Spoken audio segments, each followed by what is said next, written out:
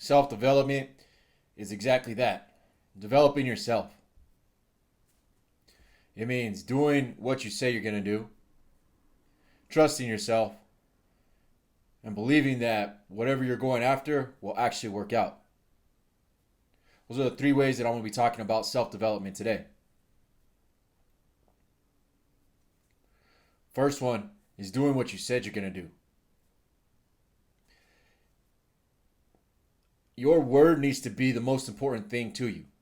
If you say you're going to do something, then do it. Whether it's a yes or a no, you need to get it done. It cannot waver, it cannot change, because as soon as you stop believing yourself, stop making your word your commitment, basically, that's when no one else is going to believe you.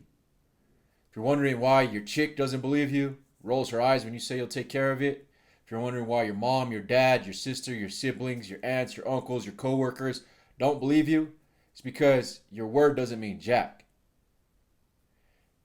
It's a possibility that you'll get it done. That's what they can rely on. So guess what? They're going to ask someone else to do it too. Your word is everything.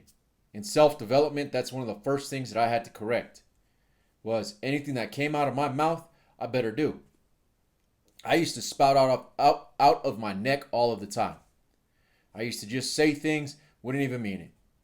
Promise things that I didn't get done. Commit to things that I didn't commit to, that I wouldn't actually complete. These types of false words create a lack of trust in yourself, which is the second thing. If you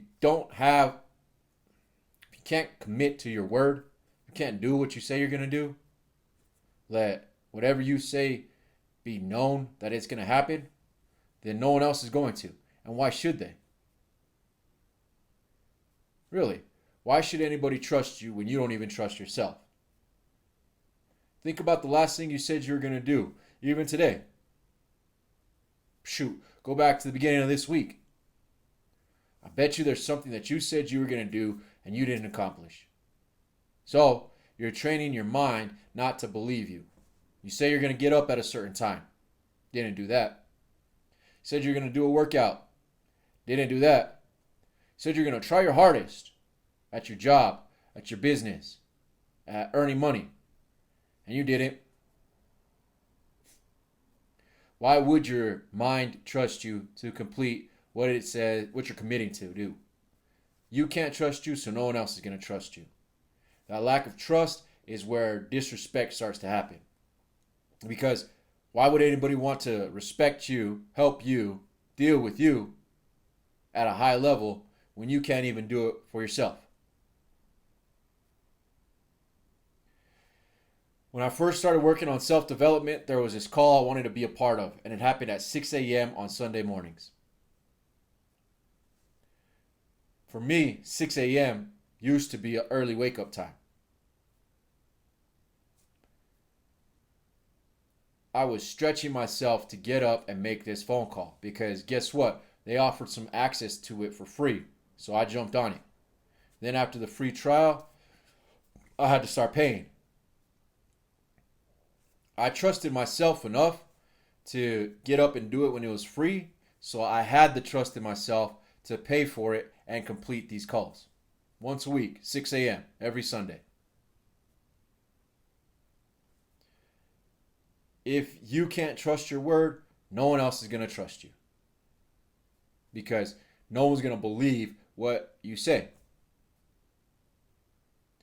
Belief is a emotion. And emotion is energy in motion. So before you actually acquire what it is that you want, you have to believe that you already have it. Before I acquired my hip replacements, I had to believe that it was going to be successful. Before I acquired my definition of sobriety, I had to believe that it was successful. I had to think in my mind what it would be like to live a full day without drinking, without smoking, without using. And I started to work towards it because I believed once I saw it in my mind that it could happen. I had to believe in my mind that it wasn't going to hurt every day when I stood up, sat down, walked upstairs, walked downstairs. I had to believe that in my mind before I could actually see it after the surgery. I had to believe in my mind that I could do squats where my butt goes basically down to my calves and all the way back up, because I used to not be able to do that. I had to believe in my mind that I could bring my knees to my chest and do high knees again, because I wasn't able to do those when my hips collapsed. You must believe before you can achieve it. I know that's corny as heck, but it's the truth. If you don't believe that you're going to live in that space, whatever it is that you're trying to change, behaviors, relationships, wealth, health, then you're not going to have it. Because without believing, you won't take the actions, perfect or imperfect, you won't take those actions in order to achieve it. So then, guess what happens? You don't get it. Believing comes before achieving. Think about when you first started driving a car. Here in the United States, driving is pretty normal. You had to believe that you could get from point A to point B without wrecking before you actually achieved that. Then, when you thought about wrecking all the time, what happened? You probably got into an accident. Go back through your own life and reflect on the times that you tried to achieve something and you were successful, and I bet you there was a belief behind that success. Then go back in your life and think about the times where you wanted to achieve something and you failed at it. You failed because you didn't believe. There was a doubt inside your mind when there shouldn't be. There shouldn't be any doubt inside your mind that after the age of, for me, I would say 22, anything was possible. For the past 11 years, I've been thinking that anything is possible, and I go after it, and I acquire it. Been able to do this with my health, been able to do this with behavior changes, been able to do this with relationships.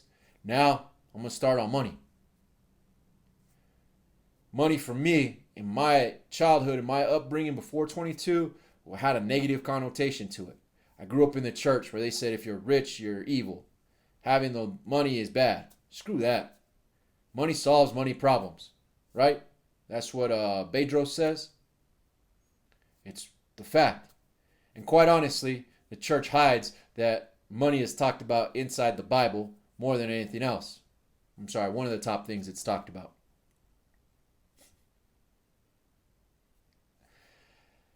So now, I want to achieve a certain financial status. I got to believe that it's there. I got to live in that state of mind before I can actually achieve it.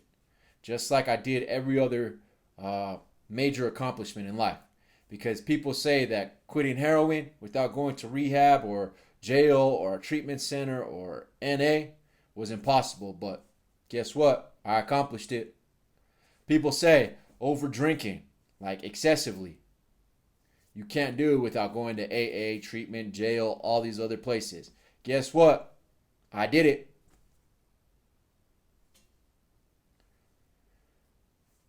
The amount of things that I've already accomplished in myself, with myself, for myself, all came from a belief. Before I wrote a book, I believed I was an author. Before I opened up a business, I believed I was an entrepreneur.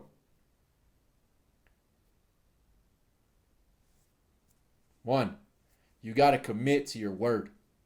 It cannot falter. It cannot change, regardless of how you feel. Two, once you commit to your word, you will begin to trust yourself. And in trusting yourself, other people will trust you. Three, believe that what you want is actually achievable before you see the results. Those are my three methods to achieving self-development.